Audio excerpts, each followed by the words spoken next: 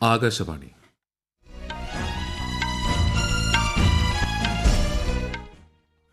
നമസ്കാരം. വാർത്തകൾ വായിക്കുന്നത് സുധിൻ സേനുദ്ദീൻ.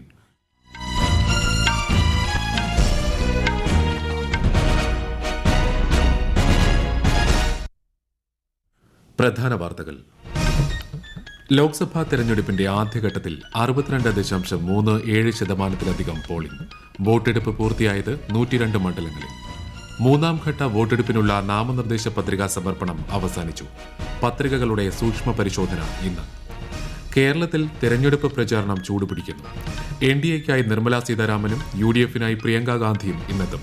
CPI ദേശീയ ജനറൽ സെക്രട്ടറി D രാജ വയനാട്ടിൽ. തൃശൂർ പൂരത്തിലെ പ്രതിസന്ധികൾ പരിഹരിച്ചു. വെടിക്കെട്ടിന് തുടക്കം. IPLൽ ചെന്നൈ സൂപ്പർ കിങ്സിനെതിരെ ലക്നൌ സൂപ്പർ ജയൻസിന് 8 വിക്കറ്റ് ജയം. വാർത്തകൾ വിശദമായി. ലോക്സഭാ തെരഞ്ഞെടുപ്പിന്റെ ആദ്യഘട്ട വോട്ടെടുപ്പ് നടന്ന 102 സീറ്റുകളിൽ രാത്രി 9 മണിവരെ ലഭ്യമായ കണക്കനുസരിച്ച് 62.37% പോളിംഗ്. വോട്ടെടുപ്പ് ഏറെക്കുറെ സമാധാനപരമായിരുന്നു. ഒരു റിപ്പോർട്ട്.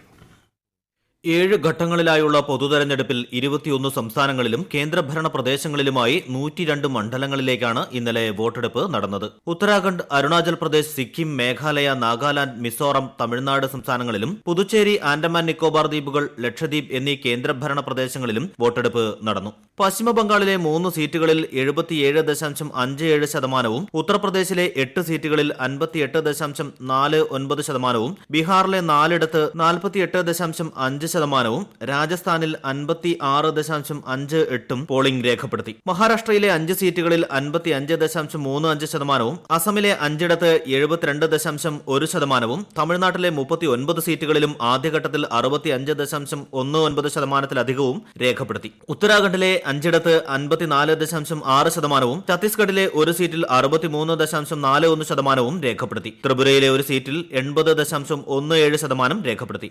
1625 സ്ഥാനാർത്ഥികളാണ് ആദ്യഘട്ടത്തിൽ മത്സരിച്ചത്. മുതിർന്ന BJP നേതാക്കളും കേന്ദ്രമന്ത്രിമാരുമായ നിതിൻ ഗഡ്കരി, സർബാനന്ദ സോണോവാൾ, കിരൺ റിജിജു, ഡോക്ടർ ജിതേന്ദ്ര സിംഗ്, സഞ്ജീവ് ബല്യാൻ, BJP നേതാക്കളായ തമിഴിസൈ സൌന്ദരരാജൻ, ജിതിൻ പ്രസാദ, കോൺഗ്രസ് നേതാക്കളായ ഗൌരവ് ഗൊഗോയ്, കാർത്തി ചിദംബരം, നകുൽനാഥ്, DMKയുടെ ദയാനിധി മാരൻ എന്നിവരാണ് പ്രമുഖർ. News desk, Akashvani. പുതുച്ചേരി ലോക്സഭാ മണ്ഡലത്തിന്റെ ഭാഗമായ മാഹിയിൽ 65.95% പേർ വോട്ട് രേഖപ്പെടുത്തി. ആകെയുള്ള 31,038 വോട്ടർമാരിൽ 20,468 പേർ വോട്ട് ചെയ്തു. 31 ബൂത്തുകളിലും വനിതാ ഉദ്യോഗസ്ഥരെ ഡ്യൂട്ടിക്ക് നിയോഗിച്ചായിരുന്നു മാഹിയിലെ തെരഞ്ഞെടുപ്പ്. ലോക്സഭാ തെരഞ്ഞെടുപ്പിന്റെ ആദ്യഘട്ടത്തിൽ മികച്ച പ്രതികരണമാണ് ലഭിച്ചതെന്ന് പ്രധാനമന്ത്രി നരേന്ദ്രമോദി.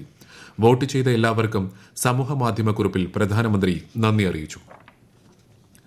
പ്രധാനമന്ത്രിയും മുതിർന്ന BJP നേതാവുമായ നരേന്ദ്രമോദി ഇന്നലെ മഹാരാഷ്ട്രയിലെ വാർധയിൽ തെരഞ്ഞെടുപ്പ് റാലിയിൽ സംസാരിച്ചു. നിരവധി വികസന പദ്ധതികൾ മഹാരാഷ്ട്രയിൽ കൊണ്ടുവന്നതായി അദ്ദേഹം പറഞ്ഞു. കഴിഞ്ഞ 10 വർഷത്തിനുള്ളിൽ കേന്ദ്ര സർക്കാർ ചെയ്ത വികസന പ്രവർത്തനങ്ങൾ അദ്ദേഹം എടുത്തു പറഞ്ഞു. വാർധയിലും പടിഞ്ഞാറൻ വിദർഭയിലെ മറ്റ് 4 മണ്ഡലങ്ങളിലും ഈ മാസം 26-ന് വോട്ടെടുപ്പ് നടക്കും.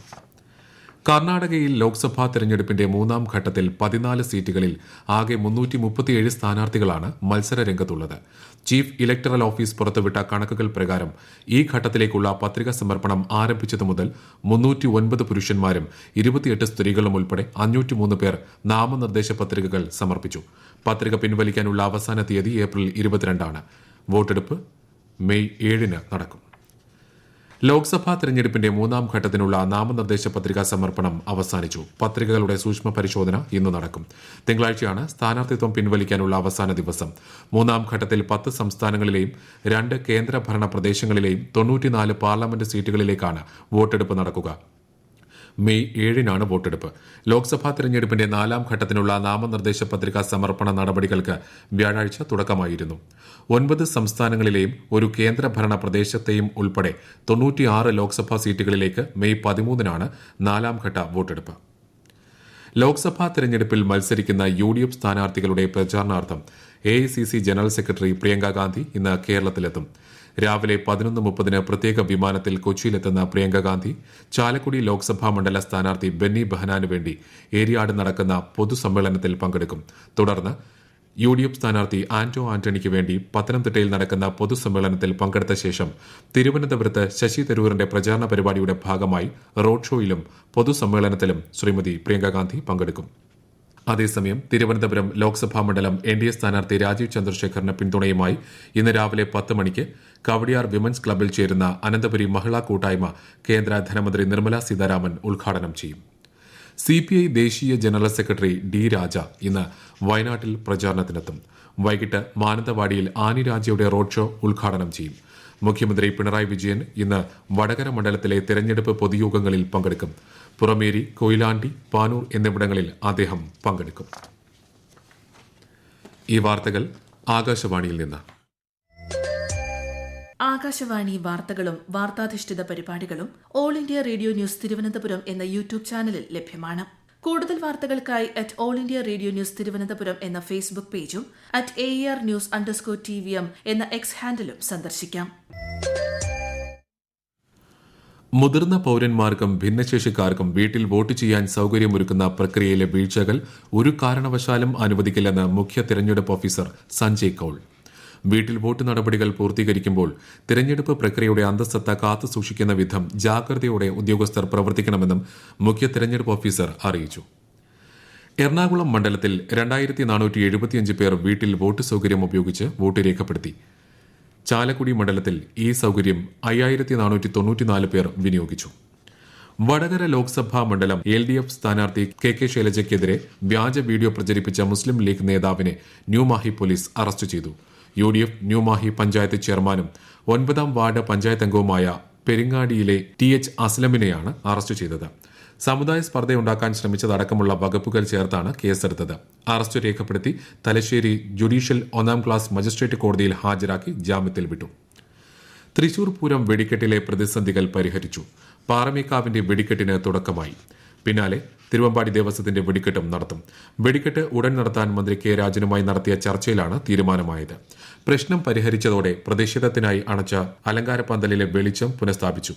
നേരത്തെ പോലീസുമായുള്ള തർക്കത്തെ തുടർന്ന് വെടിക്കെട്ട് നിർത്തിവെച്ച് തിരുവമ്പാടി ദേവസ്വം പ്രതിഷേധിച്ചിരുന്നു. വെടിക്കെട്ടിന് അനാവശ്യ നിയന്ത്രണം ഏർപ്പെടുത്തിയെന്നാരോപിച്ചായിരുന്നു പ്രതിഷേധം. വെടിക്കെട്ട് ആരംഭിച്ചതിന് മണിക്കൂറുകൾക്ക് മുൻപ് തന്നെ പോലീസ് ആളുകളെ തടഞ്ഞതോടെ തർക്കമുണ്ടായി. ഇതോടെ രാത്രി പൂരം പകുതിയിൽ വെച്ച് അവസാനിപ്പിക്കുകയായിരുന്നു. IPL-ൽ ഇന്നലെ നടന്ന മത്സരത്തിൽ ചെന്നൈ സൂപ്പർ കിങ്സിനെതിരെ ലക്നൌ സൂപ്പർ ജയൻസിന് 8 വിക്കറ്റ് ജയം. 177 റൺസ് വിജയലക്ഷ്യം പിന്തുടർന്നിറങ്ങിയ ലക്നൌ 19 ഓവറിൽ 2 വിക്കറ്റ് നഷ്ടത്തിൽ ലക്ഷ്യം മറികടന്നു. ആദ്യം ബാറ്റ് ചെയ്ത ചെന്നൈ നിശ്ചിത 20 ഓവറിൽ 6 വിക്കറ്റ് നഷ്ടത്തിൽ 176 റൺസ് എടുത്തിരുന്നു. ചെന്നൈയ്ക്ക് വേണ്ടി രവീന്ദ്ര ജഡേജയും ലക്നൌവിന് വേണ്ടി KL രാഹുലും അർദ്ധ സെഞ്ചുറി നേടി. ഇന്ന് നടക്കുന്ന മത്സരത്തിൽ ഡൽഹി ക്യാപിറ്റൽസ് സൺറൈസേഴ്സ് ഹൈദരാബാദിനെ നേരിടും. ന്യൂഡൽഹിയിലെ അരുൺ ജെയ്റ്റ്ലി സ്റ്റേഡിയത്തിൽ രാത്രി 7:30 മത്സരം. ISL 2023-24 സീസണിൽ സെമി ഫൈനൽ കാണാതെ കേരള ബ്ലാസ്റ്റേഴ്സ് പുറത്ത്. ഇന്നലെ നടന്ന പ്ലേ ഓഫ് മത്സരത്തിൽ 1-2 ഗോളുകൾക്ക് ഒഡീഷ ബ്ലാസ്റ്റേഴ്സിനെ പരാജയപ്പെടുത്തി. അധിക സമയത്തേക്ക് നീണ്ട പോരാട്ടത്തിനൊടുവിലാണ് ഒഡീഷ ബ്ലാസ്റ്റേഴ്സിനെ കീഴടക്കിയത്. ഇതോടെ ഒഡീഷ സെമി ഫൈനലിൽ പ്രവേശിച്ചു. ഇന്ന് നടക്കുന്ന മത്സരത്തിൽ ഗോവ ചെന്നൈയിൻ FCയെ നേരിടും. രാത്രി 7:30 മത്സരം. കൊളംബോയിൽ ലങ്ക ഇന്ത്യൻ ഓയിൽ കോർപ്പറേഷന്റെ നേതൃത്വത്തിൽ സംഗീത സായാഹ്നം സംഘടിപ്പിച്ചു. പ്രശസ്ത ബോളിവുഡ് ഗായകൻ അഭിജിത്ത് ഗാനങ്ങൾ ആലപിച്ചു. ശ്രീലങ്കയിലെ Indian high commissioner Santosh Jha, Indian oil corporation chairman Sujoy Chowdhury തുടങ്ങിയവർ ചടങ്ങിൽ പങ്കെടുത്തു. ശ്രീലങ്കയിലെ 2 ആശുപത്രികൾക്ക് ഡയാലിസിസ് മെഷീനുകളും ലങ്ക ഇന്ത്യൻ ഓയിൽ കോർപ്പറേഷൻ നൽകി. ഇസ്രായേലി സുരക്ഷാ മന്ത്രിയുടെ സഖ്യകക്ഷികൾക്ക് വേണ്ടി പണം സ്വരൂപിച്ച 2 സ്ഥാപനങ്ങൾക്ക് അമേരിക്ക ഉപരോധം ഏർപ്പെടുത്തി. ഓൺലൈൻ ധനസമാഹരണ പ്രചാരണത്തിനും വിലക്ക് ഏർപ്പെടുത്തി. ഇസ്രായേൽ പ്രധാനമന്ത്രി ബെന്യാമിൻ നെതന്യാഹുവിന്റെ നയങ്ങളിൽ വർദ്ധിച്ചുവരുന്ന അമേരിക്കയുടെ അതൃപ്തിയുടെ സൂചനയാണ് ഉപരോധം. പാകിസ്ഥാന്റെ ബലിസ്റ്റിക് മിസൈൽ പദ്ധതിക്കായി ഉപകരണങ്ങൾ വിതരണം ചെയ്ത 4 കമ്പനികൾക്ക് അമേരിക്ക ഉപരോധം ഏർപ്പെടുത്തി. ചൈനയിലും ബലാറസിൽ നിന്നുമുള്ള കമ്പനികൾക്കാണ് വിലക്ക്. ആയുധ വ്യാപനത്തിനുള്ള ഇടപാടുകളിൽ പങ്കാളിയായതിനാണ് നടപടിയെന്ന് അമേരിക്കൻ വക്താവ് മാത്യു മില്ലർ പറഞ്ഞു. പ്രധാന വാർത്തകൾ വീണ്ടും.